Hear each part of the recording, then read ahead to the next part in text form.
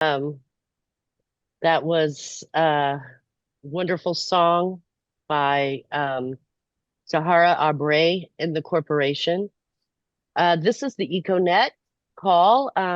We meet once a month. It's a gathering of folks. Well, let me introduce myself first. My name is Jenny Spanos. I'm a co-director with the Move to Amend Coalition.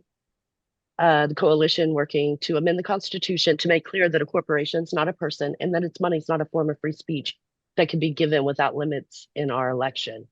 And this is a space that Move to Amend has created to focus on the relationship between corporate power and the environmental catastrophe we are facing. And we're interested in gathering with folks who, like us, want to end corporate destruction of the earth for profit and to create alternatives for a truly livable world. I came to this work as a journalist. I was covering the oil spill here in Florida, Northwest Florida. And I think that's when my eyes really started opening up to the stranglehold that corporations have over our communities and over our commons. And shortly after that is when I discovered Move to Amend, who was raising awareness and educating folks about the destructive Supreme Court decision, Citizens United, and the fact that that was based on precedents and that the need is not just to overturn Citizens United. It wasn't even the first time that that the Supreme Court equated money as speech. And so we have to overturn all of these insane doctrines of corporate constitutional rights in order to create a true and authentic democracy. So I'm really, really excited to be here with you all.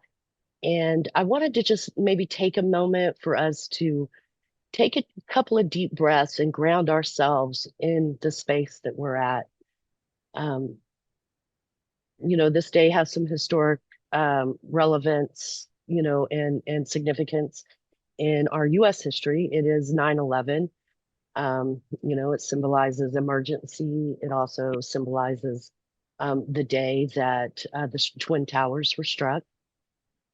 And and I think with all the divisiveness and all that's going on, sometimes we forget that we can make a change and that we've been through horrible times in the past, and that it's each other, it's life, it's on this journey with real people kind of things that help us get through these moments, and that we come to this space with love for our community, love for our environment, love for the ideals of a democracy that we cherish. So if we could just take a couple of deep breaths, really excited about, and let them out, really excited about this call that we're having. And let's take two more deep breaths together, can we? And just take in the moment of change that we're experiencing um, in our environment. Many of us are starting to feel cooler weather. I was here in Florida until today, and it started heating up again. And let's let go of all of the things that we've read in the news today in the last couple of days, and how tragedy continues to strike.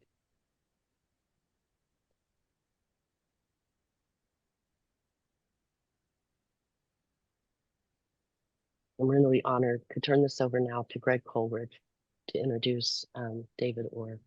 And after we meet with David, we'll let him tell us a little bit about um, what he's been working on, his ideas, and then we'll open it up for question and answers. So I'm going to go ahead and turn it over to you, Greg. Well, thanks, Jenny. As an Oberlin alum, I am really very proud to introduce. And as a democracy activist, I'm incredibly honored to introduce David Orr. In reviewing his biography of his impressive accomplishments, one single word stood out, at least to me anyway. That word is vision. David's received numerous awards recognizing his vision in a variety of different ways.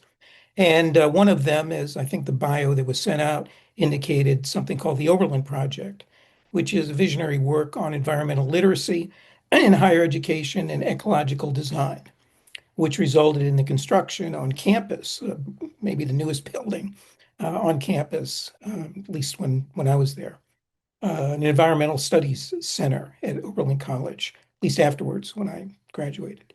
And it was described by the New York Times as, quote, the most remarkable of a new generation of college buildings, and by the US Department of Energy as one of 30 milestone buildings in the 20th century. David was professor at one time of environmental studies and politics at Oberlin, and he's emeritus now. In his books, he proposed ways in which education should evolve in emphasizing sustainability, not only in the narrow parameters of ecology-based programs, but in wider curricula, from political science and economics to liberal arts. That's an understanding and sharing of interconnections and systems. Our society is very poor, is it not, in looking at interconnections. We are so exceptional, in fact, at compartmentalizing, including our activism, right? Oftentimes we focus on our separate issues and problems and don't see the relationships. And that includes environmental issues. So this program's theme is based on David's book, Democracy in Hotter Times, which calls for reforming democratic institutions as a prerequisite for avoiding climate chaos. The root, I believe, of our deteriorating climate is our deteriorating ability at political self-governance, which some people call self-determination, others call democracy. We don't really think we've ever had a democracy, so we don't call it that. But anyway, there are many reasons for this, including what Move to Amend believes is the hijacking of constitutional amendments that Jenny described at the beginning. So anyway, get ready. Your mind is about to be expanded, your conscience challenged, and your courage to make a difference, to do what we can to create real democracy for the very first time in our hotter times. And hotter, certainly in so many ways, is so very urgent. Welcome, David. Greg, thank you so much, and thanks to all of you on this call. What else do you do on a Thursday night except get onto a Zoom call? Let me start with a couple of comments. One is I'd prefer not to do a PowerPoint talk, but I'm going to break that. I am going to do a PowerPoint talk, and I'm going to break all the rules of PowerPoint talks. This is too long a talk. There are too many slides. The subject is too broad. I've whittled it down as much as I think I can without distorting the subject, however.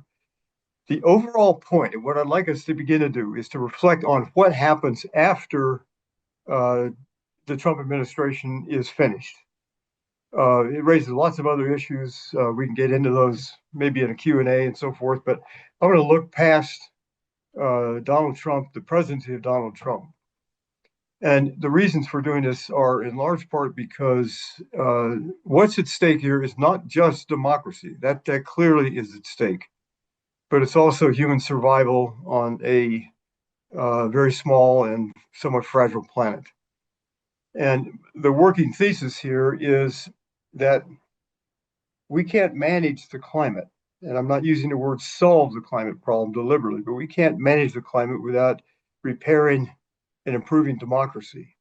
These two go hand in hand. And the reason I think that we have a severe climate challenge is because we didn't do the repair work on democracy that was underway under previous presidents. So, am I optimistic? Let me just put it on the table. No, I'm not optimistic. We stacked the deck against our long term. If all of us were sitting in a betting parlor, let's say an Alpha Centauri, no one of us would likely bet much on Homo sapiens. The deck is stacked against us. Do I have hope? Absolutely. But hope on a further horizon. Hope is kind of a verb with its sleeves rolled up. So I'm hopeful in that longer term sense. The last thing I'd say in preface here is that I think that we're better people than we're acting. And I think we're seeing the effects of the manipulation of all of us by people who have a great deal to money to make by keeping us at each other's throats. And so I think there is hope in that simple fact. I think that we're better and better equipped for democracy um, than we're told or think that we are. So with that said, let me go to PowerPoint here, and all right, that's the start. My focus here is not so much on the current administration, but on what we do afterwards. Uh, so with that, let me jump in here. This is a summary of where I want to go. Climate change is a symptom, I think, of deeper problems. It's a long emergency. It's measured in century or millennia. Democracy won't survive for long in a hotter world. We can't manage the climate issue until we fix democracy. And I'll leave the word manage and fix undefined at the moment. Fixing democracy, however, does require a thorough overhaul of democratic institutions and government. It's not patchwork. If you said, could we resolve the climate issue with democracy as it now exists in the United States? I think the answer is no, not at all. And time is all of us on the call know, is very short. Now, there's a problem in trying to wrap around this. All of us, I think, have this difficulty. Our words and models and paradigms and theories and philosophies were shaped in a simpler world, as complex as it always was. But this comes from Gabriel Marquez. The insufficiency of words to describe a disproportionate reality makes it necessary to create a whole system of new words to describe the size of our reality, the depth of it, the planetary scale of it, the short time of it, the complexity of it, the complicatedness of it. Those are different things also. And then there's, you're back down that slide. Here are some quotes from the press in the past week. This from Robert Litton in a column by Tom Edsel in the New York Times. Even if he dies, advance takes over. There will be nothing left of the America we knew 4 years before. All institutions, norms, government, you name it, all of it gone. The political, societal equivalent of a neutron bomb. Now that's pretty dire, but it is hard for me to read the pages of the press and see what's going on for the past, since January, and not come to a similar kind of conclusion. J.D. Vance, there is no law, there's just power. I don't give a shit what you call it. And then Donald Trump, in the famous quote, I have the right to do anything I want to. I am president of the United States. And the Supreme Court apparently agrees with that. And then Carlos Lozada, who's a New York Times columnist and one of the best, I think. The executive will not necessarily snap back as soon as a new president is in office. Dismantled institutions will not magically reconstitute themselves. The habits of performance and submission will not miraculously be discarded. What you call an emerging age of right-wing technocratic politics, of institutional collapse, of retribution as government policy, of gleeful and militarized nativism, cultural retrenchment and revanchist history, selective legalism and international abdication, furthered by a formalized system of executive impunity. 2 days ago, or on the, yeah, 3 days ago, in Defense One, John Duffy, a naval captain, wrote this. A republic that allows its leaders to kill. This is in reference to the killing of 7 or probably 11 Venezuelan citizens on the boat without trial, just summarily executed by a missile. A republic that allows its leaders to kill without law, wage war without strategy, to deploy troops without limit, is a republic in steep peril. Congress will not stop it. The courts will not stop it. That leaves those sworn not to a man, but to the Constitution. Their oath is clear. Unlawful orders, foreign or domestic, must be disobeyed. To stand silent as the military is misused is not restraint, it is betrayal. Now, that's the first comment of that sort, and that strongly put that I've seen from a military officer. And it leads me to wonder, is there a military coup possibly in this very fraught future that we face? Trump, in response to the shooting yesterday of Charlie Kirk, blamed the radical left for the shooting and vowed that his administration will find each and every one of those who contributed to this atrocity and to other political violence, including the organizations that fund it, support it, as well as those who go after our judges, law enforcement officials, and everyone else who brings order to our country. Trump listed incidents of what he called radical left political violence. As The Guardian noted, absent from his list was violence against Democrats, including the murder in June of a Minnesota state lawmaker and her husband by a man who had a list of 45 Democratic elected officials to assassinate. So, historically looking back, I think we have to begin to ask what precedents there are. How did Germany of Luther, Bach, Goethe, Beethoven, Humboldt, Schiller descend into the moral abyss of Hitler, Himmler, Goebbels, and Auschwitz? Could it happen here? Um, David Pressman, former ambassador to Hungary, said yes, it is happening here.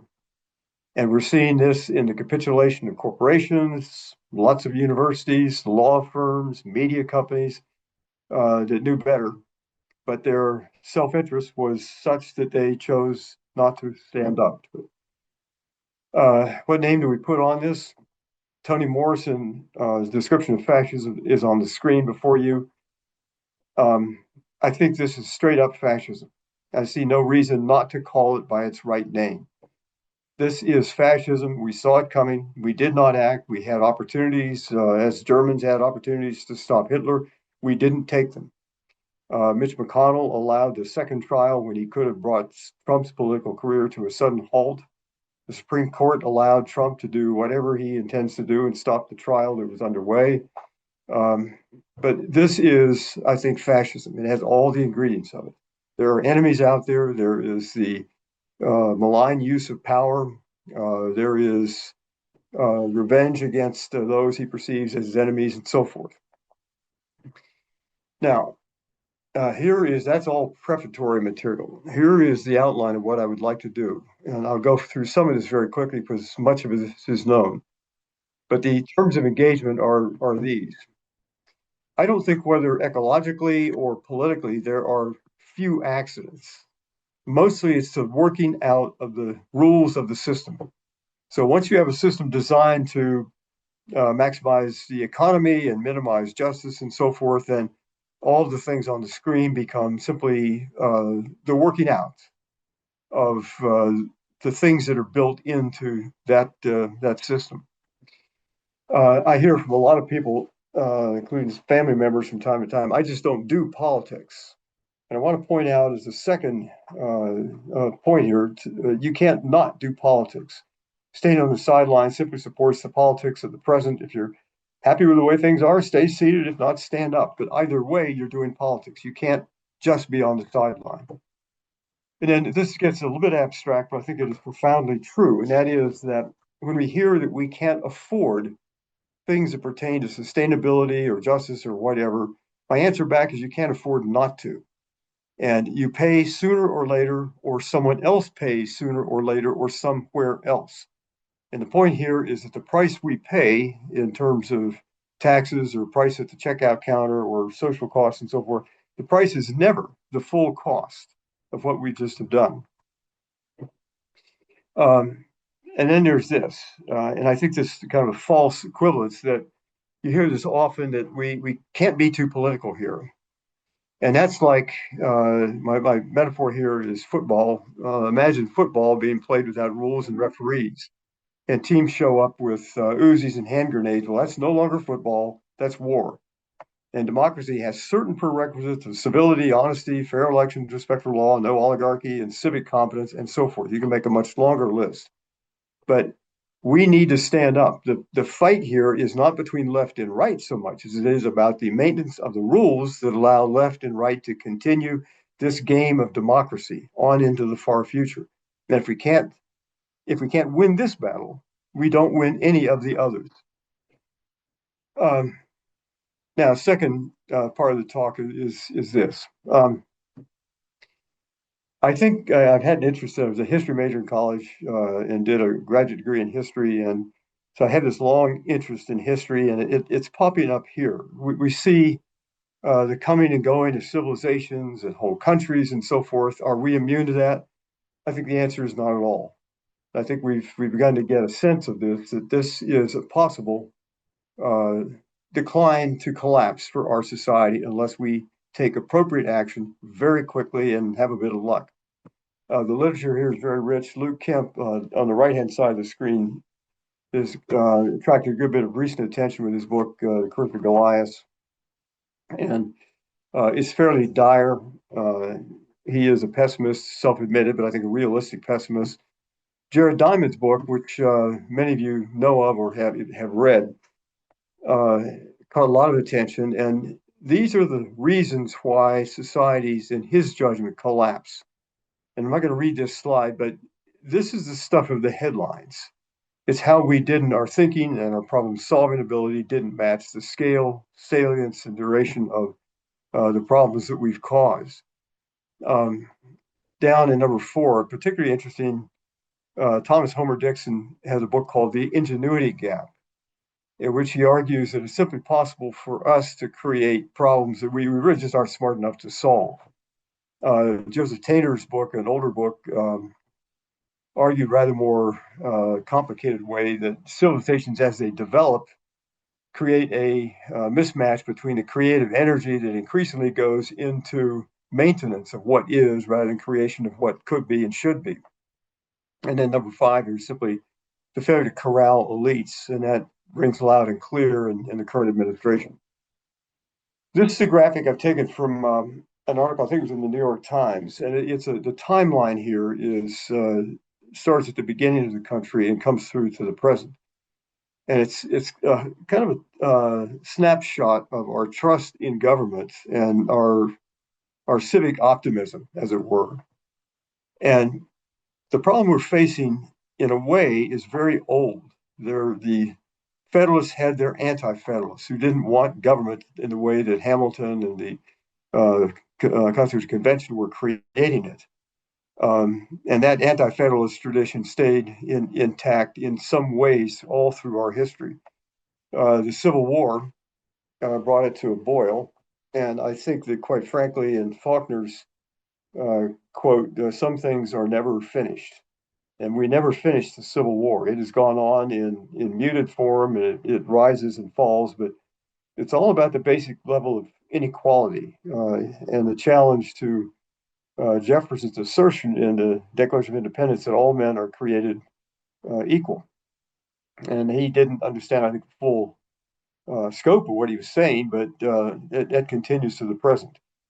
I think in our time, Watergate introduced a different strain in our politics. And I think what began to happen is the divergence of the Republican Party after Nixon left office. The Republican Party seemed, in large measure, only to learn one thing, and that is you don't have a tape recorder running as you're doing malfeasance, as you're robbing the public or doing whatever you do. You don't keep a record of it. And so I think that was the start of a lot of the trouble. But then we had the residue of assassinations in the 60s and the Vietnam War and so forth, but trust began to deteriorate. And I think at that point we should have been reckoning with the making of the U.S. empire that came into being long before World War II, but certainly on a global scale in World War II. So now we come to this point where trust is very low. We're fragmented. There's some very good books written on the coming Civil War, and you see the authors of those books on television fairly often. But there's not much optimism that we can hold this thing together. Historically, it has long roots, but in our time, it's fairly recent. And I think that, not to make too much of it, but I think there was a coup d'etat underway 40 years ago. I think we're reckoning with the people whose faces are on the screen. All ran on the idea, or all operated on the idea, that government is the problem, and so we need to shrink government. Um, the war wasn't against someone else outside; it was against our own selves, and so government was singled out as a problem. The guy on the right-hand side here of your screen wanted to shrink government to the size so he could drag it in to the bathroom and drown it in a bathtub, as he said. Newt Gingrich put it this way.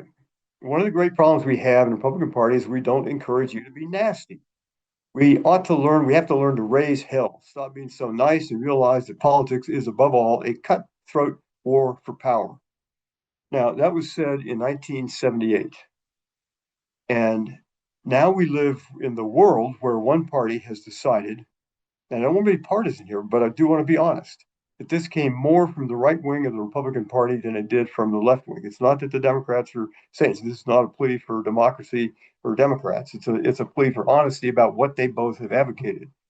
And beginning about that time, Republican Party went further and further to the right, where many people were describing, many Republicans were describing it as simply the most dangerous organization on the planet.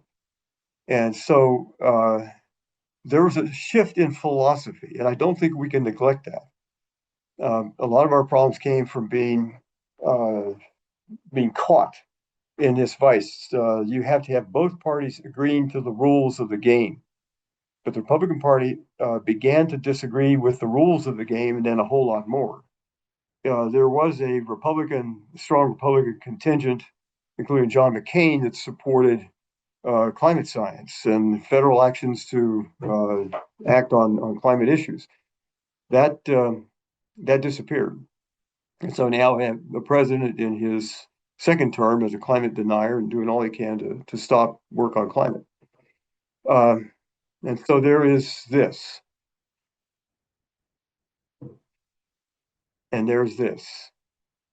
The transition, this is the age of consequences. I really love this picture because you see up here in the right hand a plane, which is part of the problem, burning forests in California, which is adding to the problem and also a symptom of the problem.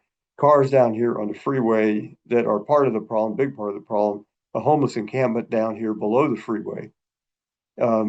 That captures a whole lot of the issues involved. Now, all of you know this, and I don't want to dwell on this for long, but here are two curves.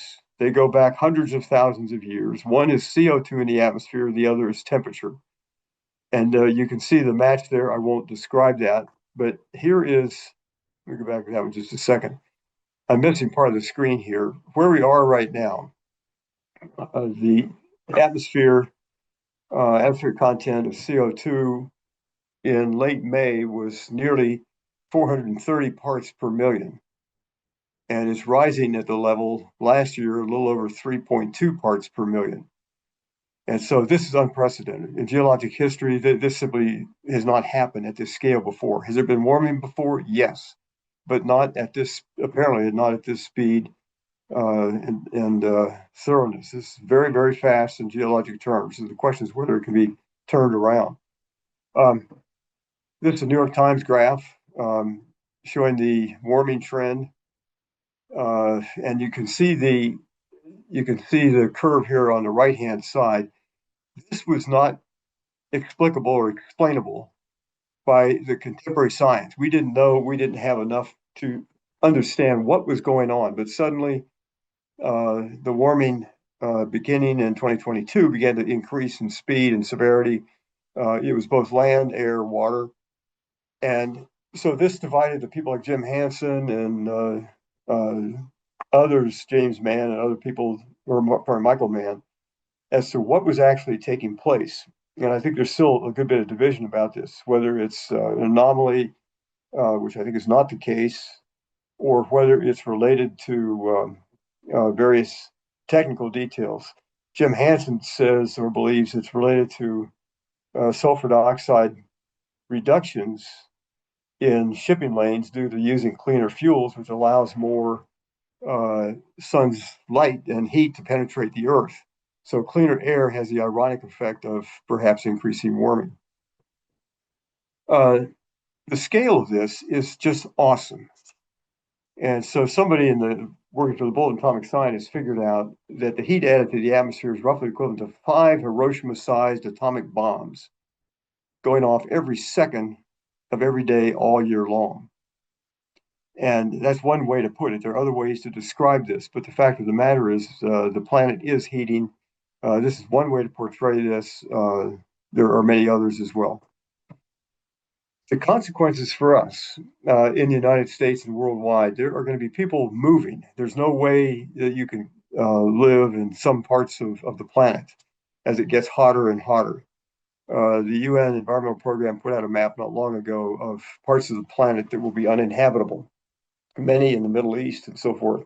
But in this country, Abram Lustgarten estimates 13 million Americans, up to 162 million, could move in response to climate. And that's in the next 50 to 70 years. We're not ready for that. We had difficulty dealing with migrants, how we're going to do with people desperate and climate refugees within our own country. This was out of the New York Times a couple of days ago, based on some articles that have been in Science and Nature magazine. Oceans are changing rapidly. They're acidifying, warming, and all the biological things that happen when species have to contend with warmer water. So this is serious stuff, and it's planet-wide. And our democratic politics in this country can't even grasp with democracy and climate in the USA. But the problem is worldwide. When people talk about climate solutions, I've been on the other side of this debate.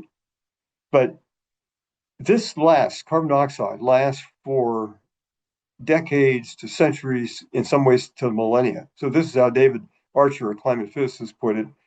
A quarter of the CO2 that we burn today will still be in the atmosphere affecting climate 1,000 years from now. We're not used to thinking in these terms. And back to our use of language.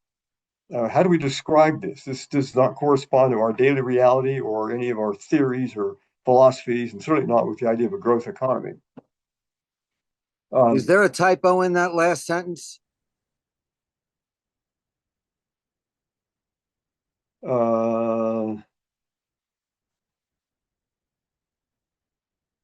Excuse me, part of my screen is blacked out with the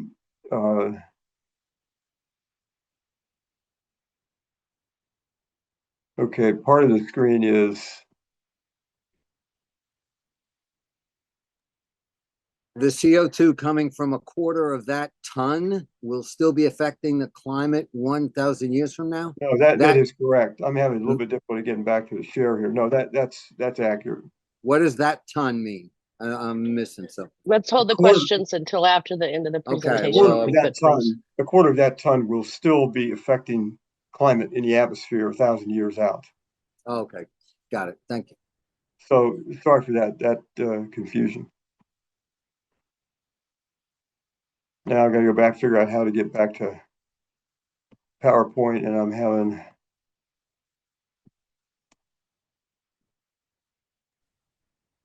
If it helps, I can end the screen share and you can redo it again, or just look for the Zoom icon at the top of your screen, or Can you put the program back up? Let me try something. There we go. I think I got it. Okay. Great. Awesome. This is from the administration. Is trying to get the capacity of the EPA to deal with climate change.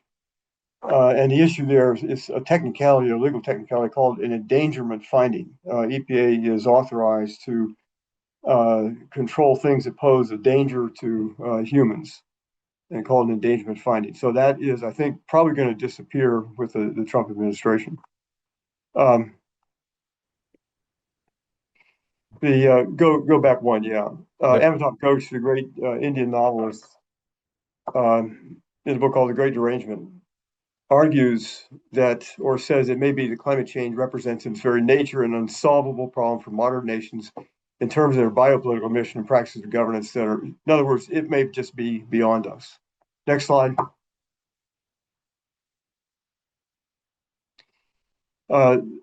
Okay, here comes what do we do? So, Felix, I'll go to the next slide.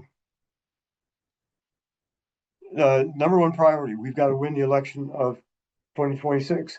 excuse me, that is a sine qua non. If we lose that, I think we're in for a long, long uh, problem.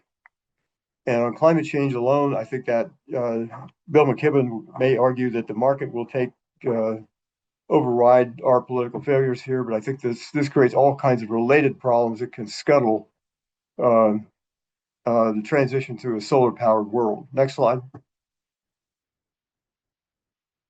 Um, this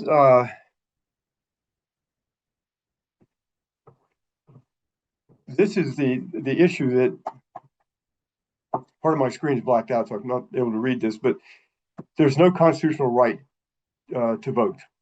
There are uneven state standards, as all of us know. We're now in a battle about gerrymandering between Texas, certainly in California, and Maryland and Indiana and other states weighing in. Ohio probably will also, but we've got a problem with voting. David French in the New York Times put it this way relative to civic education, that for the bulk of American people, the level of ignorance about current affairs is really shocking. Next slide. Now, this gets into technicalities of democracy. That's the Parthenon on the left, the Acropolis and the Parthenon, and that is straight ahead of you, looking toward the Greek temple. That's where democracy in a Western form was born. And I think that we have to think about this in um, more complicated terms. Democracy didn't start in Greece. Western democracy did, but democracy as an idea began around some tribal campfire thousands of years ago. There's no record of it, but when somebody said around that campfire, I disagree, and got a hearing, that was the start of the democratic impulse. And call that democracy 1.0. What happened in Greece was democracy 2.0. And democracy 2.0 had all kinds of flaws. It applied only to Greek males. It ignored women and slaves and so forth. It was flawed in lots of ways, but the basic idea was that you could bring reason to bear on human activities. Next slide.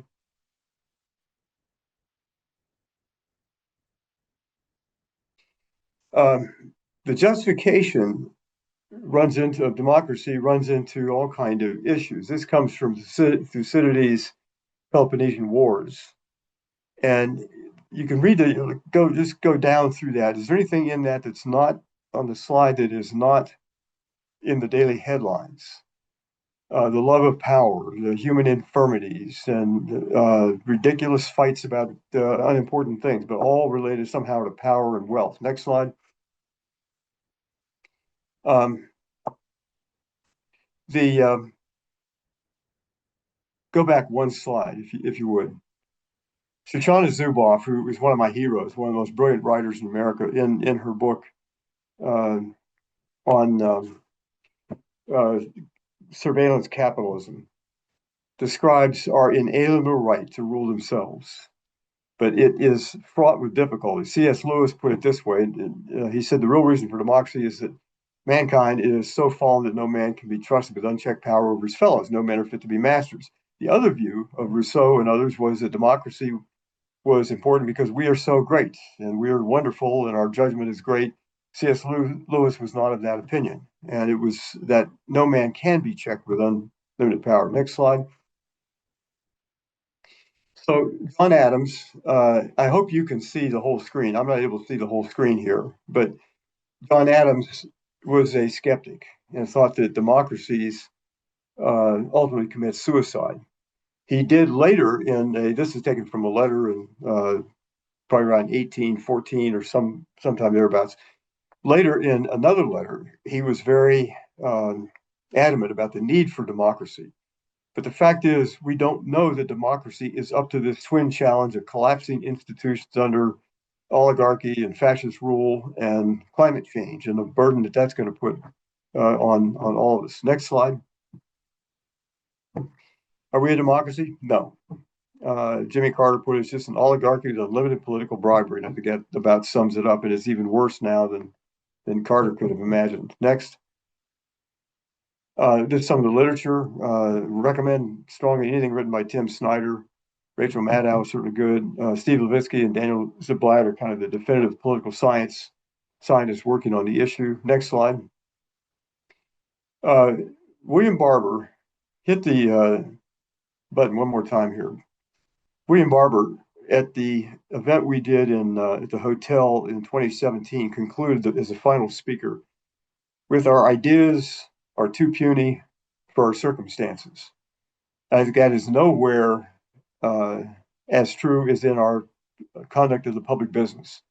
We still think in old terms, and our ideas, our institutions have not caught up with our reality. Next.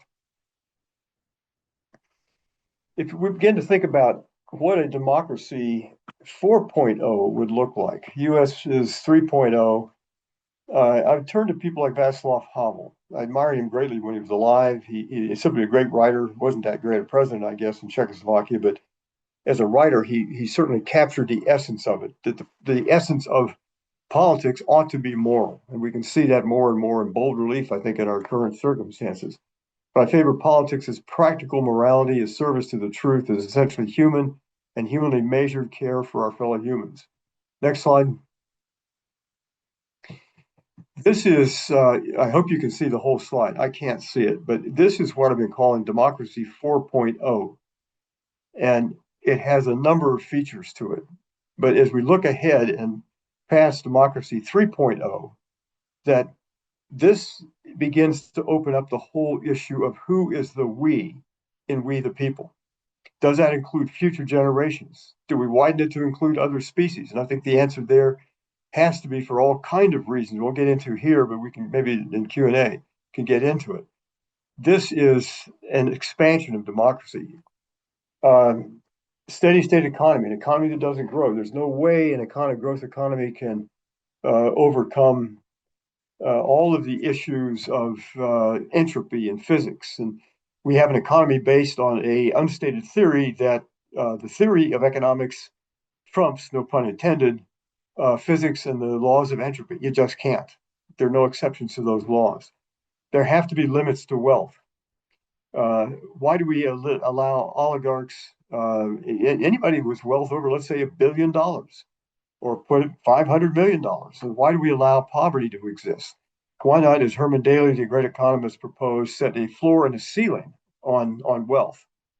I put civic and ecological education in white here because that's what I do for a living, and that's where my heart's been and my work for half a century or so.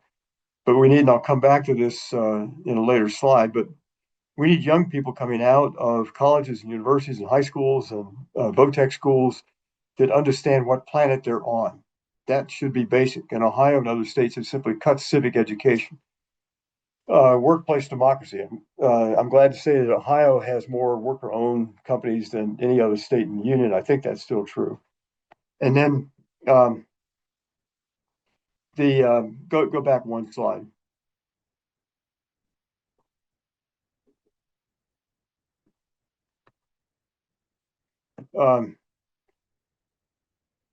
I worry about the technological decisions. We've got 5 guys, they're all guys, who've decided we're going to have social media, and we're not going to control very much what goes on social media. And so we've seen people get inflamed by this and take guns and go shoot people. That's now part of our national headlines. Why do we give that power to have so many lies and clever lies broadcast by 5 guys out in Silicon Valley? We have other alternatives, deliberative democracy being one. And then I would say the ultimate problem with democracy is it doesn't work if you have nuclear weapons. And it's one more argument. Henry Kissinger argued against nuclear weapons toward the end of his career. George Bush's security advisor argued against nuclear weapons. I think we have to begin to face the reality. We don't have much time, and we've got to abolish nuclear weapons. I think we'd see a lot of good things happen if we could do that. Now, what's democracy 4.0 look like? I would put Pope Francis right up there with Václav Havel. I think that the idea that this has got to be a moral republic, we've got to begin to rethink the moral foundations of how we do the public business. Move on to what governments do. And the war against government has been a disaster. But governments do things that markets can't do or won't do. And this is just my list. So for a different talk, I had some in white and some in green. But go down that list. This is the government we created that is being dismantled every day with no vote, no restraint. It's just being taken apart. Uh, my third big suggestion is this. We simply should abolish the whole idea of wealth. A few people, you could fit them on that golf cart, have more wealth than is more than 3.6 billion people now. It's more like 4.5 billion people. But that money needs to be confiscated. It was money earned at public expense. The right to have $1 billion, or now being talked about $1 trillion for Elon Musk, that's simply nonsense. We've seen a price for this. From 1970 to 2021, $50 trillion moved from the bottom 90% to the top 1%. 50 trillion, not billion, but $50 trillion moved from the bottom to the top 1%. But we don't have money for schools and healthcare and roads and bridges and all those things that make life better for most of us as citizens. The cuts to Medicaid proposed in this big, ugly bill of Trump's basically go to the top 1%. Now, getting into more closely what you do as an organization, the idea that corporations have unlimited power, I think it dates back to an 1886 decision, and it's odd when you read the history of that decision. The court didn't decide that corporations were legal persons. That appeared in the headnotes to that decision, the headnotes being the kind of preamble to it, but it was not written by any of the sitting justices. It was written by the secretary to the court. It wasn't necessarily proved, but it was assumed that corporations are persons, have the legal rights of persons. Well, you and I have the legal rights of persons, so to speak. We are mortal, we die, we live in one place, we have limited assets and so forth. Propose we're supposedly moral. Corporations are not. They're simply pots of money looking for the highest rate of return. And so and Greg pointed out on my screen here that the secretary of the corporation was also a railroad corporation lawyer, which is true. But we've seen the idea in a series of decisions that have worked against the common good. Citizens United, in my mind, the most egregious, that allows unfettered money to flow into our electoral process, dark money.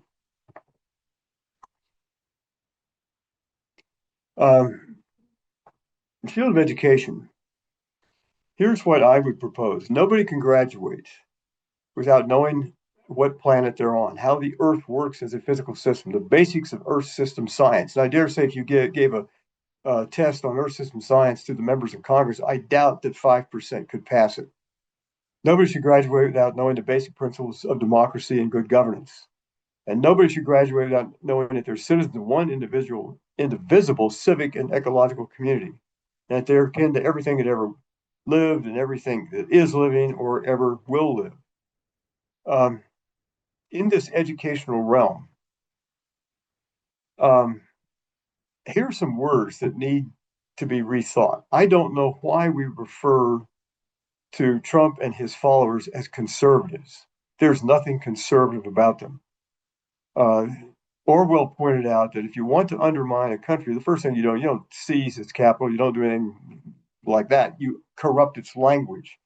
So how did conservatism get a free ride and liberalism become a bad word? And why is government a bad word? And why aren't these things? And I think the academy needs to do a much better job at maintaining or policing our language, use of language, and our rights and responsibilities. You hear a whole lot about freedom, but freedom, as every political theorist ever worth his salt wrote, carries with it responsibilities. And whatever became the problem of taxation, it's the price, as Oliver Wendell Holmes once pointed out, that we pay for civilization. Here's another thing, and this slides further down the list of things that we have to do. But this is a conference we did in New York at the Brennan Center and Pace University Law School last March, a year ago. And it was aimed for students, and we had standing room only crowd at the law school the day it happened. And here's one of the things that I think I would put high on the list.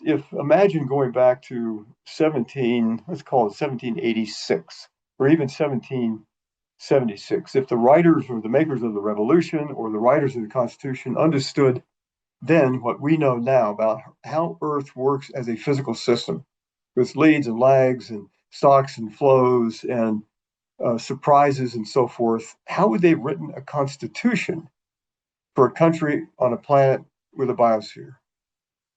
And by the way, I put down at the bottom of that slide, Jill Lepore's article in the Current Atlantic is from her book. It's worth reading. But we have a giant mismatch between our rules and the DNA of this country politically and the way Earth works as a physical system. Now, come down to the end of the list here. Let's get rid of fossil fuels. Let's outlaw them. This is the 12-acre array, or part 11-acre array outside, just north of the campus. We did this back when I was still employed at the college. But photovoltaics now have fallen. The first solar building that I built, or was part of building, was back in 1980. And the price that we paid for the solar system we put on in 1980 has fallen 99.3%. It is now cheaper than coal or anything else. And the same is roughly true with battery storage. And you can do, somebody has a comment here that looks like we would have made good farmland. Yes, and you could put that on, raise it up and allow grazing underneath solar panels or wind collectors, and you can combine purposes. Yes, absolutely. Sherrod Brown, one of the best senators Ohio ever had. Hopefully he's running again. But this is the photovoltaic array of the parking lot at the Lewis Center. That's the Lewis Center, the first entirely solar powered building on a U.S. college campus, and that dates back to it opened in the year 2000. This is the hotel. It opened in 2016, just before I retired from the college. This is entirely solar powered, also from a portion of the PV array I showed 2 slides ago.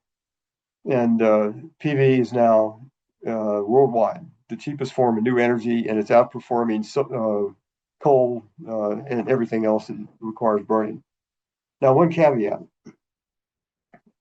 I don't know why you couldn't conceptually rule out the idea of having a solar-powered fascist society. You would think about that. Not necessary, but it's not impossible either. So the political reforms I've been talking about all have to happen. It isn't just a matter of changing how we power the society, it's changing how we govern the society. I'm getting down to the end. John Lewis is one of my heroes. In a previous life, I had occasion to deal with John when later I lived in Atlanta. Caused good trouble. And John knew something about that. Saint of a man, and this is John here in the front of this picture, Selma Bridge, as they fractured his skull.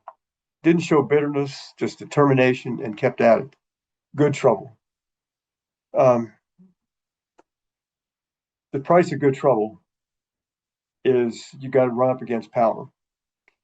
And Frederick Douglass, who gave talks, I think, from three times in Oberlin at the First Church, it is a model of the kind of guts it takes simply to carry these things out.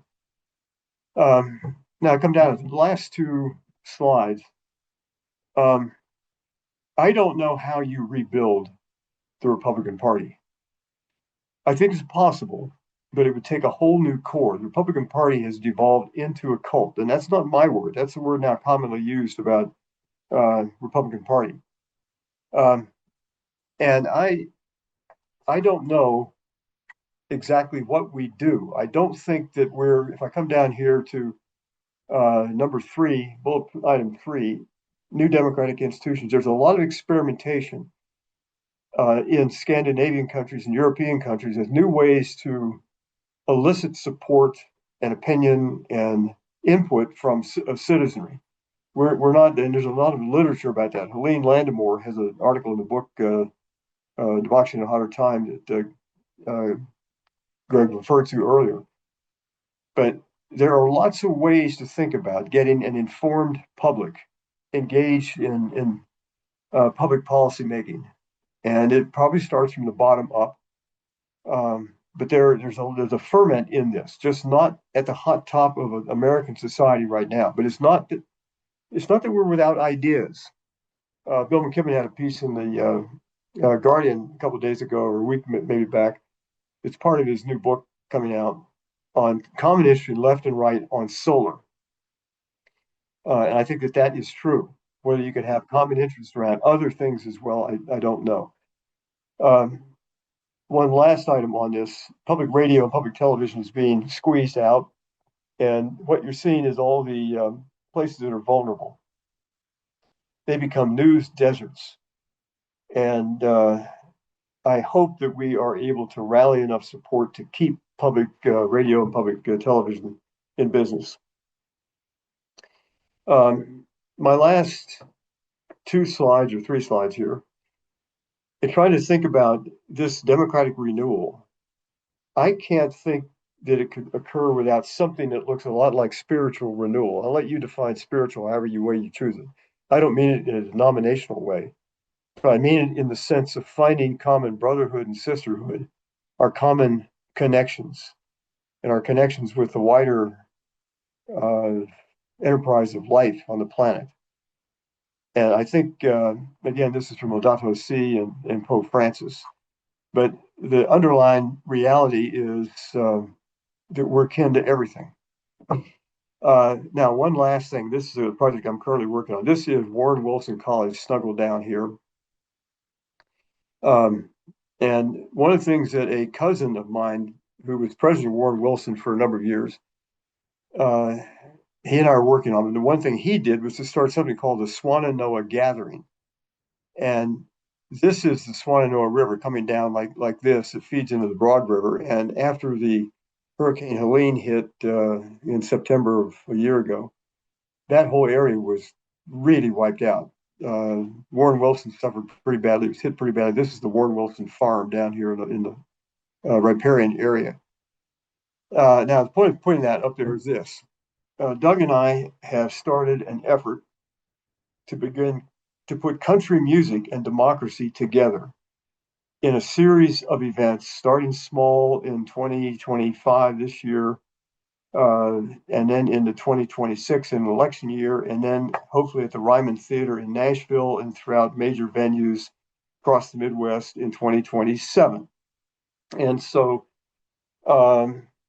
this is Doug's book. I hope you can see the whole thing. It's Wayfaring Strangers, the title. It's blacked out of my screen here. But Dolly Parton wrote the foreword to it. But the idea, quite simply, is to put country artists, gospel singers, and hip hop on the stage all at the same time and have periodic readings. So you'd have 2 or 3 musical performances and then a 3-minute reading from historic documents or letters or whatever it might be. And then more music, but mix up the music so it's hip hop and country and country gospel all woven together, the best of America. But it's a non-political way to be political. And I think that we'll see how this goes. The first event will be with a former student of mine and advisee, Andy Barnett, who many of you know on a call. Andy will be here with his group Theodicy on November 15th. And that will be the first prototype for this. And it'll be at First Church. We'll have some of the readings taken from Frederick Douglass, who first spoke there in 1847 about the ills of slavery. But our idea is to begin to try to change the whole valence of this dialogue between Red America and Blue America. And one final note, the mission of the land grant institutions, of which there are 120 or so, universities and tribal colleges and historically Black colleges and then the laboratories. The historic mission set up in 1862 was to kind of build a productive bridge between urban and rural America. And we need to rethink that. So we're approaching land grant institutions or selected land grant institutions to join us as partners in this enterprise. And let me just then close with this. We're akin to all the life that ever lived, all the life that is living on the planet, and by our forbearance ever will live. That's our mission. We're kin. We're brothers, we're sisters, we're related. So I'll stop there, and that's my story, and I'm sticking to it. I've gone probably way over my limit here, but I'm happy to take questions. Fantastic, David. Thank you so much, Heat, with that powerful talk. You've named our crisis we're in and possibilities and ways that we can fight. I'm really excited to learn more about your new project. And, you know, you can't go wrong having Dolly Parton doing the forward on anything. Um, you know, she's one of my favorite 10. Anyway, I want to keep the energy going. I want to kind of open it up for questions. I know y'all have a lot of them. We have a stack. We usually go by a stack system. You can either raise your physical hand, you can raise your virtual hand down in the bottom, or you can add stack, write stack into the chat, and we'll get right to you. I see Joyce, your hand's already up. Go ahead. Yes, I'm thrilled with the presentation that was just made. Back in 1970, I helped to organize the first Earth Day at the University of Minnesota, and I personally invited Paul Ehrlich, the author of The Population Bomb, to come to speak to us, and we had thousands of young people. Right now in Fort Myers, Florida, it's most of us in our 80s who are engaged in climate. We have a climate action team at our church. We're very active protecting the environment, but I don't see much mobility amongst the college kids. So David, you are a college professor. How do you mobilize the young people today to ensure that they have a future? I really see that missing. Well, I'm a defunct college professor. I'm retired, but it's a great question. And I think there is a lot of mobilization going on. Bill McKibben and his group have brought a lot of kids into the political arena. So I think it's there. The shooting yesterday with Charlie Kirk, I think Charlie Kirk, I wouldn't have agreed with him on much of anything substantively, but he was bringing young people into the dialogue. And the few times I saw him on television or recorded it, he was doing it in a way that I thought, at least at those occasions, seemed to be fairly civil and fairly open. I think that young people are generally looking for something to do. I don't know their culture in a way that you'd need to know it to mobilize them. I think that Mary Oliver's question, what is it you plan to do with your one wild, precious life? Hangs over every one of them, hangs over all of us, but it's certainly for somebody who's 15 to 25, that is the question of their life. What are you going to do with this? And I think they're looking for something. And I think social media has crippled a lot of them in finding this. Social media, I'll repeat what I've said. I think it is responsible for a large percentage of what problems we have. But let me leave that question just unanswered. I'm not sure how you mobilize people, but when I go on college campuses, there's no trouble mobilizing people. The kids show up in droves, and it's not me; it's the cause. They want to be involved. They want something good to do with their one wild, precious life. And I think that the idea of graduating from college and making a bunch of money and living in, quote, the American dream, that's not the American dream. The American dream was rather different. It was your right to participate in a political life. It wasn't to accumulate a lot of stuff. and we've perverted this thing we call the American dream. I think most of the kids that I encounter have been looking for something to do and something good to do, some good use. And I think they understand a good bit about climate change, but not enough said on that. I think that it's up to us to reach out to them in every way that we can, but I think that they'll come through. Thank you, David. And we did see a lot of them engaging against the genocide happening in Gaza, Mm. and making those connections is a good way to keep that energy going. Winston, you have a question for David? I have really more of a comment, I guess. Um, I got involved politically at a new level back in 2014 after I read a review of Elizabeth Kolbert's book, The Sixth Extinction. Mhm. Said that we were on a path to extinction, and if the human race were to go extinct as a result of our failure to respond appropriately to the existential threat of global warming, it would be the first known example of mass suicide by an allegedly intelligent species. I filed to run for office a week later. I lost every election I ran for, except that I got elected to the Democratic National Committee in 2016 and the state committee in Missouri at the same time. On both committees, I was treated as a gadfly and an adversary for simply advocating that the Democratic Party, when we have power, when we have trifecta control of a state government or the federal government, that we actually pass the legislation called for in our platform. It's a good platform. There's a lot of good stuff in there. I don't think there's anything in the Democratic Party platform I really disagree with. But the DNC was having none of it. They're about money. They're about raising money. They're about keeping the money coming in. And I chose not to run for reelection after my term was up.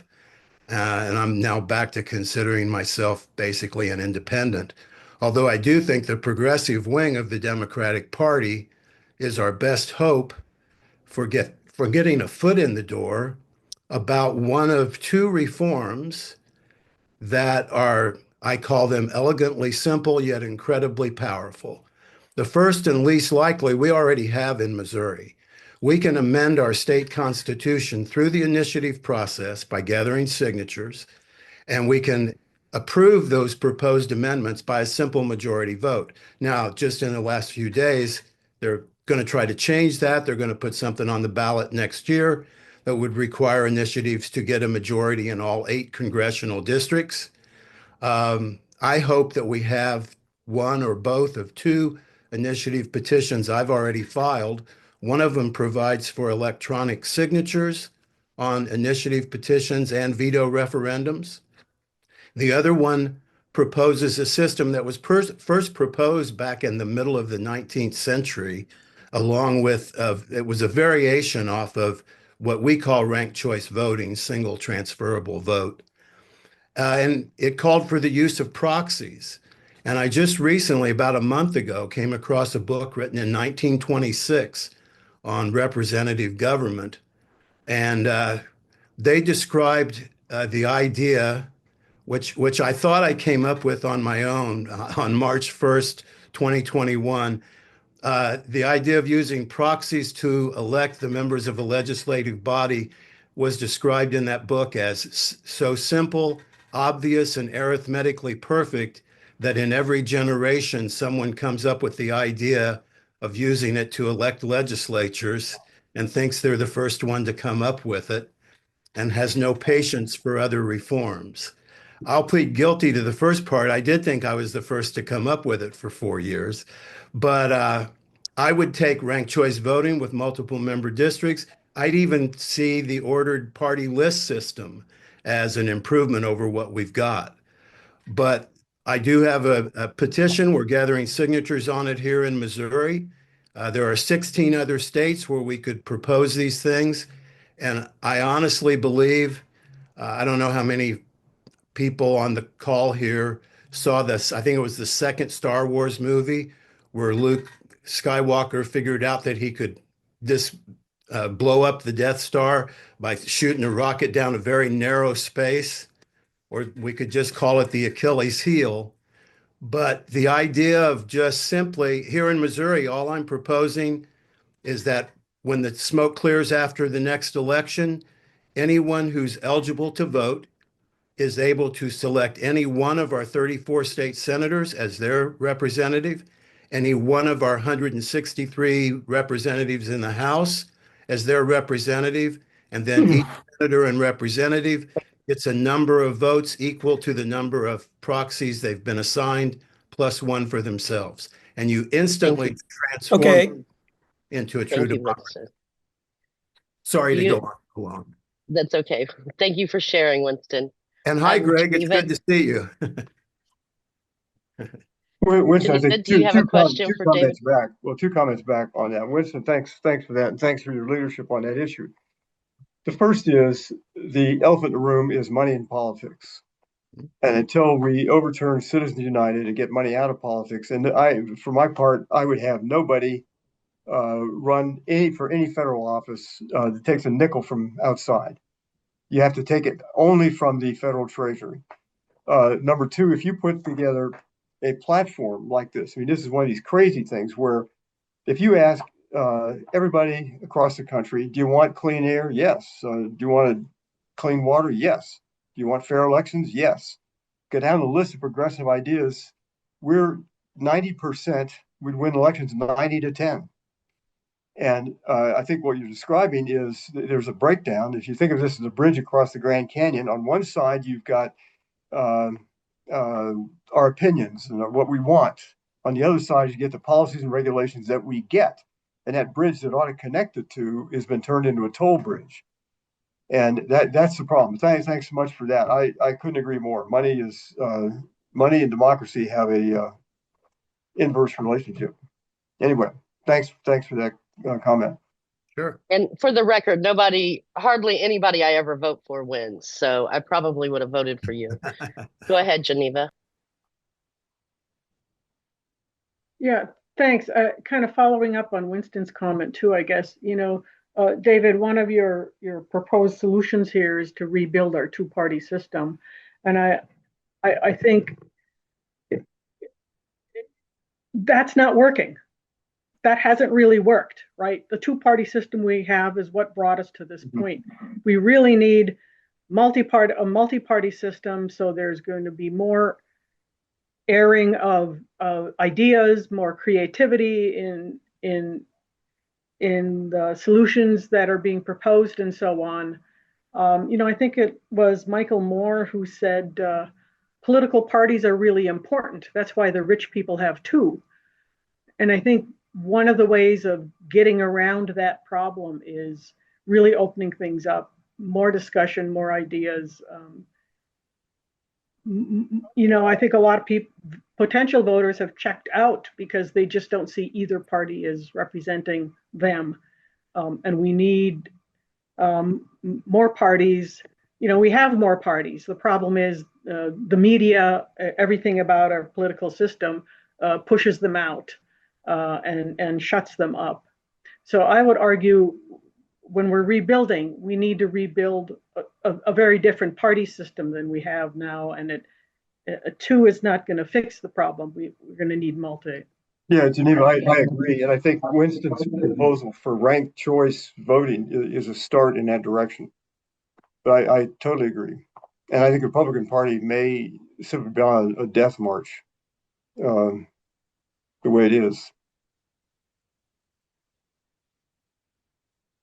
Yeah, I agree. I'm wondering, you brought this up, Geneva, your Democracy 4.0, which I love the concept. Can you expand again on the new covenant, that schism of rights of future generations in other species, and how you see that fitting into the future that we all deserve, livable, breathable? Sure. Well, very, very quickly, the preamble to the U.S. Constitution is the only place in the Constitution where posterity is mentioned. and thereafter it simply disappears. The case law around posterity in most ways is pretty thin, although it's growing elsewhere.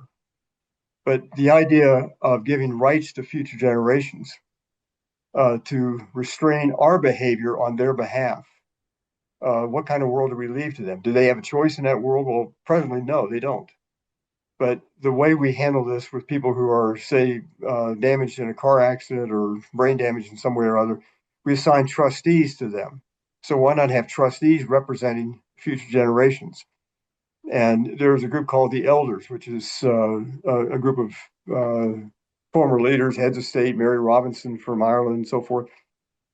Jimmy Carter was one of the elders. Why not have them act as representatives for future generations? Or you pick the body. But the idea of extending, and this is one of these weird things, when Kenneth Boulding asked the question facetiously, what has posterity done for me lately? It shows that there is a connection, and one generation acting on behalf of, let's say, the sixth or seventh generation, as the Iroquois would have it, tends to do a better job managing its own affairs because it takes recognition or recognizes those of future generations. So there's a connection here that's kind of odd, but it's self-interest. You do a better job of managing things if you're paying attention to other things down the road.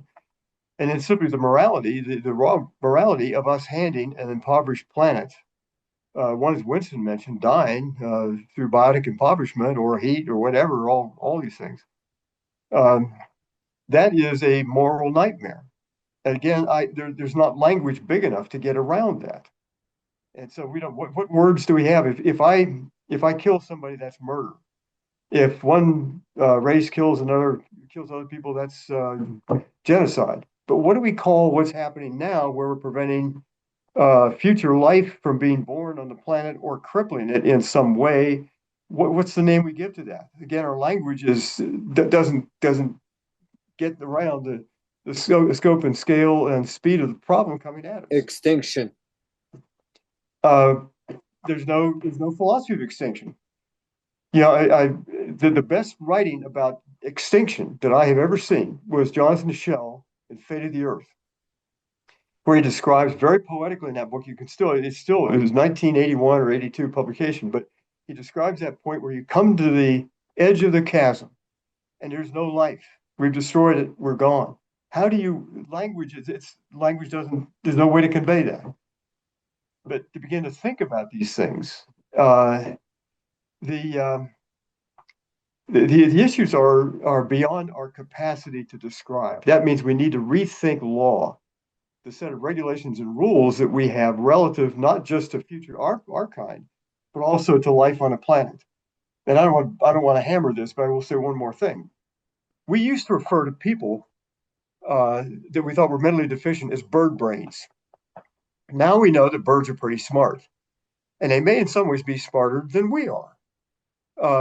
But we find that this thing called intelligence is woven out through everything. When Emerson said in Self-Reliance that we lie in the lap of great intelligence, he was onto something. Tree roots have some kind of intelligence. We don't have a word for it, but they can detect at some distance toxic substances, water, all kinds of things. Now, how does that happen? And how does that hummingbird know how to get from the rainforest up to Oberlin every year unerringly if we don't mess it up? Or that butterfly in 4 generations knows how to go from the east down to a mountain in Mexico. I mean, these are things that are beyond us, and our language is so focused on how we get stuff and the consumer economy. But we're all products of a world built for us by corporations in our acquiescence because they made things convenient for us and sometimes very inconvenient for other people. I'm off on a tangent. Somebody ask another question. Get me off this long limb. Thank you for that. We have time for maybe one more question. I see you, literacy volunteers of Kent County. I'm actually Marjorie Myers. I enjoyed the talk very much, and I was wondering if you have a list of the references that you gave during the talk for us to, so, because I didn't copy them all down while you were talking. Oh, sure. I can, and I think, Greg, is this going to be posted on a website somewhere? I'd be happy to send references. Yeah, To, we'll send the video out to everyone who RSVP'd, whether they're on the call or not. okay. And if you're willing to share the PowerPoint, we'll send that out for folks as well. Yeah, That was here. that's fine. We can do that.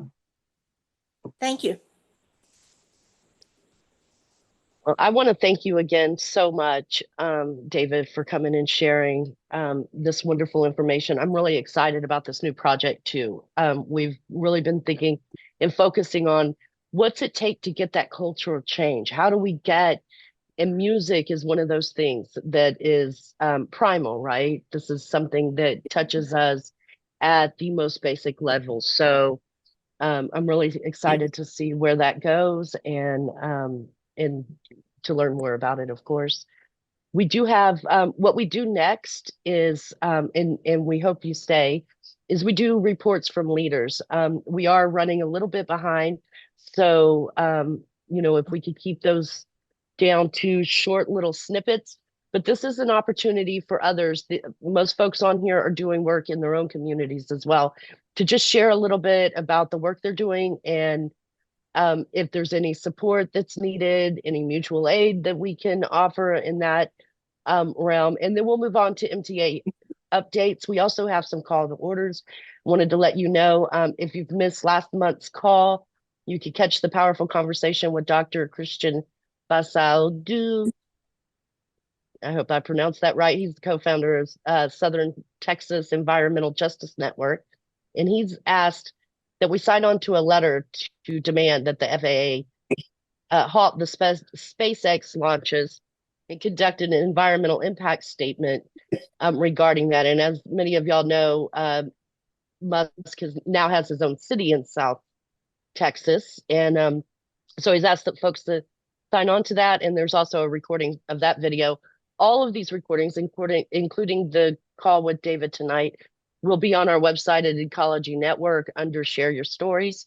We also have a space there where you can record your own stories and share information. If you just want to rant and have a recorded rant about something or to raise up some of the work that you're doing, trying to follow some of the chat too as we go along. So I dropped that in chat if you are interested in signing on to that letter. And also before we step off, just a reminder, and you had mentioned Bill McKibben, and one of the things that they're trying to do is a Sunday. It's kind of like an Earth Day, but it's an event that's kicking off on September 21st. So you can find and host your own event, a lot of exciting stuff going on there. I wanted to drop that in the chat for everyone as well. So I'm going to open it up now for reports from you all. And again, let's try to keep them really brief. Sorry about the briefness on that, but I think that this call was important enough that we wanted to stay in and hear and learn from David. So open stack. I saw a hand, but then everything's moving. So okay, I'm going to turn it over to Joyce and then Sandy. Okay, I guess I can speak now. You can hear me? Oh, Yeah, we're going to let Joyce and then Sandy. Oh, okay. Okay, thank you. Here in Fort Myers, Florida, we're mobilizing as much as possible some of the churches, and we're trying to get the connection with the indigenous people. We've had Betty Osceola, the leader of the Miccosukee tribe, speak at our church. I wore my favorite T-shirt. It has a picture of the earth on it and says, "Save the planet, save ourselves." I think that's a very short, brief message. It conveys we're actively working on a citizens' initiative to change the Constitution to establish the rights of water in Florida. Um, I think it's beneficial for people to connect with Matthew Fox and his creation spirituality theme. He's also very actively talking now about politics and the combination of politics with spirituality. That sense of morality and spirituality is a way of connecting with people and mobilizing people. And I think it's been greatly overlooked by people who are engaged in political parties. So I think we need the combination of that. And I'm glad that David Orr spoke to that point. Fantastic. Thank you so much for sharing, Joyce. And thank you for the work that you're doing. Sandy, great to see you. How are you? Good. I just put something in. This is brand new, so you don't know about it yet. But Veterans for Peace, which I'm also involved in, is having an event, and I'll send out something better in the future. But if anybody's in Ohio or nearby states, especially if you're veterans, um, because Move to Men and Veterans for Peace do a lot together, and it'd be great to show up. But what we're doing is at Wright-Patterson Air Base, which talk about climate and policies. I mean, it just doesn't get more deadly interaction than this. And so we're no more wars because wars are just destroying the earth. Climate, with the climate as well as with, of course, just deadly, effects, the fatal effects of its instruments. So just throwing that out, that's what we're doing here in Columbus, Ohio. Awesome. Thank you so much for sharing, Sandy. Yeah, Veterans for Peace is a partnering organization with Move to Amend, and they've recognized, as Mike Ferner put it, they've been fighting all of these fires all the time, and it's time to get to the arsonists, and that's why they made passing the We the People Amendment as part of their strategic plan. I think we only have time for one more update, and if there's anything you want us to raise up, please put it into the chat. We'll send it out with the follow up. Because we definitely do want to know what you're doing and to raise up the work that you're doing at the local level. So one more update from the field, if anybody would like to do that now. Okay, I'm going to go ahead and turn it over to Alfonso for a quick update on the We the People Amendment. Yes, howdy, folks. It's always nice to be in the space with all of you, especially when we have great news to share regarding our flagship campaign, which is AGR 54, aka the We the People Amendment. So this week we gained a new co-sponsor, Representative Valerie Fauché from North Carolina's 4th District. And with her, that brings us up to 63 co-sponsors in Congress. And I'm very pleased because I've seen firsthand how volunteers in North Carolina have been working really, really hard trying to get Representative Fauci on board. And we hope that with her support, we can pave the way for other reps to join, not just in the region, but beyond, and step up as We the People champions, standing against corporate rule. And we will continue to push for additional co-sponsors in the House, including a couple congressional meetings that we already have lined up. And we are also working to get senators to introduce a companion bill. Currently, we are talking with John Ossoff from Georgia and Senator Whitehouse from Rhode Island. But that is not limiting to any other possible Senate leads to introduce the companion bill. But here's the thing, we cannot do this alone. So we really need everyone to take action. And you can do that by just going to movetoamend.org/119 campaign, where you will find everything you need to lobby, whether you are a seasoned advocate or a first-time citizen lobbyist. We will guide you through the process. All you need to do is put in your info, and we will reach out to you with more information and help you land a meeting. And well, with Constitution Day just around the corner, this poses a prime opportunity to remind Congress who the Constitution was written for, which is human beings and not corporations. And there is also volunteer onboarding call coming up. It's going to be on the 17th of this month, and it's going to be at 11 a.m. Pacific, noon Mountain Time, 1 p.m. Central, and 2 Eastern. So this is a great space to come and learn about how to get enrolled, and whether you are new or you just want to get a refresher, this would be the place for you. And I will be dropping those links in the chat. But yeah, any questions?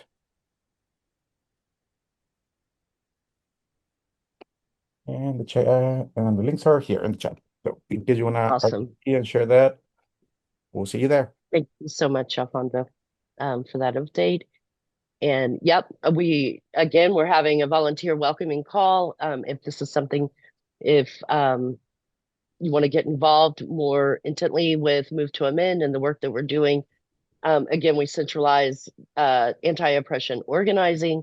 We recognize that this issue is the intersection, not just with environment and democracy, but in peace, in racial justice. Anything you could put the industrial complex behind, whether it's prison industrial complex, healthcare industrial complex. The We the People Amendment would put us on the road to actually creating the real democracy, and hopefully in saving our earth for the next 7 generations, as David put up. I also wanted to point out that coming together and is the way, right? Showing those these mass actions that are happening. We are a partnering organization with the next No Kings action that will be happening on October 10th, 2025. I dropped the link in the chat. If you can find other actions happening in your community, or consider hosting your own. And, we're going to see you in the streets. Thank you again, David. Did you have anything else you wanted to say as we close out this call? And again, honored to have had you here in this space with us.